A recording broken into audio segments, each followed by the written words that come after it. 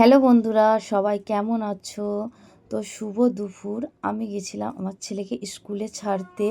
তো আমার ছেলের স্কুলের টাইম ছিল 12:30। তো এখানে 2 টাইম স্কুল হয়, সকাল 7টা আর একবার সকাল 12টা থেকে 12:30 থেকে। তো দেখুন স্কুলের সামনের ভিউটা কত সুন্দর লাগছে। দেখুন কি দারুণ চারপাশটা। তো হচ্ছে তারপরে হঠাৎ দেখতে পেলাম, দেখুন মাছ বিক্রি হচ্ছে। এখানে কিন্তু টাটকা মাছটা খুব কম পাওয়া যায়।